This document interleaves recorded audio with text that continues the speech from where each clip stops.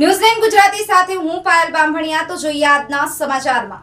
ગીર સોમનાથ જિલ્લાના લોઢવા ગામના સરપંચ દ્વારા છેલ્લા 17 વર્ષથી પોતાના ગામમાં જન્માષ્ટમીના તહેવાર નિમિત્તે 1800થી વધુ જરૂરિયાતમંદ પરિવારોને વિનામૂલ્યે ફરસાણ અને મીઠાઈનું વિતરણ કરી વર્ષો જૂની પરંપરા આજે પણ યથાવત રાખવામાં આવી છે। સમગ્ર ગુજરાતમાં સરપંચની શ્રેષ્ઠ કામગીરીનો ઉત્તમ દાખલો બેસાડે તેવો કિસ્સો ગીર સોમનાથ જિલ્લાના લોઢવા ગામે જોવા મળ્યો છે। સરપંચ એટલે ગામનો રાજા અને રાજા એ જ કહેવાય કે જે પહેલા પ્રજાનું હિત જુએ। ત્યારે છેલ્લા 15 વર્ષથી સરપંચ તરીકે પોતાની સેવા લોઢવા ગામે આપતા હીરા વાઢેર જે હાલના પણ સરપંચ છે, તેમના દ્વારા અનોખું સેવા કાર્ય કરવામાં આવી રહ્યું છે। તેમના ગામ લોઢવામાં કોઈ પણ પરિવાર જન્માષ્ટમીના તહેવારમાં ઉદાસ ન થાય અને તે પણ અન્ય પરિવારની જેમ તહેવાર માણી શકે તે માટે કોઈ પણ જાતિના ભેદભાવ વગર ફરસાણ તેમજ મીઠાઈનું વિનામૂલ્યે તેઓ દ્વારા વિતરણ કરવામાં આવ્યું। તેમાં આ વર્ષે પણ છેલ્લા 8 દિવસથી ચોખ્ખું ઘી અને તેલમાં બનેલા ફાફડી ગાંઠિયા, તીખા ગાંઠિયા, ભાવનગરી ગાંઠિયા, ચવાણું મીઠાઈ સહિતની તમામ વસ્તુઓ બનાવવામાં આવી છે।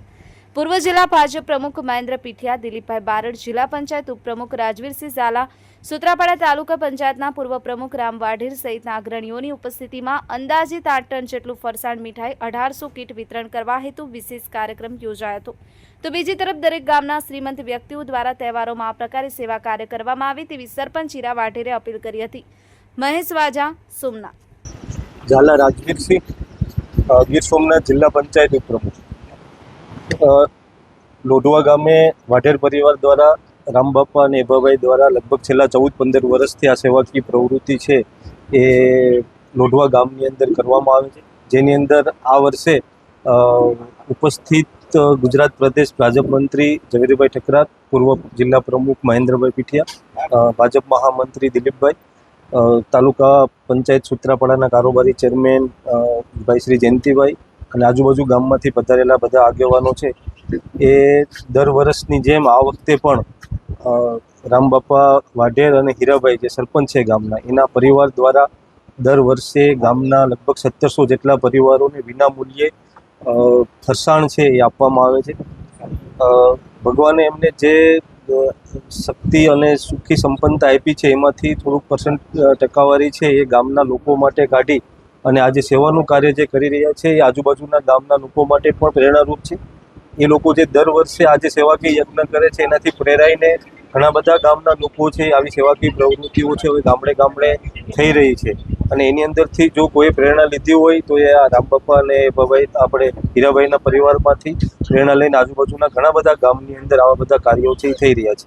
આવનારા સમયની અંદર પણ એ પરિવારને ભગવાન દ્વારકાધીશ આવા સેવાકીય પ્રવૃત્તિ નિરંતર કરતા રહે એવી પ્રાર્થના સાથે જય દ્વારકાધીશ। મારું નામ હીરાભાઈ વાઢેર, લોઢવા ગામના સરપંચ તરીકે સેવા બજાવું છું। આ છેલ્લા 17 વર્ષથી આયોજન થાય છે અને આમાં 8 દિવસ પહેલા આ બધી ચાલુ કરવામાં આવે છે। 200 જેટલા કાર્યકર્તા હોય છે અને કીટ પેકિંગ કરી અને ઘરે ઘરે એને ઘર સુધી પહોંચાડવામાં 200 થી 250 કાર્યકર્તાઓ આ મહેનત કરતા હોય છે અને આ છેલ્લા 17 વર્ષથી અમે આયોજન કરીએ છીએ। 1700 કીટ છે, 4.5 કિલોનું અનાજ ફરસાણનું વિતરણ થાય છે। અમે કોઈ ઘર તારવતા નથી, કોઈ ના લે તો વાત અલગ છે, તો એનો પ્રેશરથી અમે લેતા નથી કે ગરીબ માણસોને આપો તો પછી એનું ઘર તરી જાય છે, બાકી કોઈ ઘર તારવતા નથી, સર્વને આપીએ છીએ। 8 ટન જેટલો ફરસાણ બનાવવામાં આવ્યું હતું। એમાં 1 કિલો ભાવનગરી ગાંઠિયા હોય છે, તીખા ગાંઠિયા હોય છે, ફાફડી હોય છે, સેવ હોય છે, ચવાણું હોય છે અને મોનથાળ હોય છે।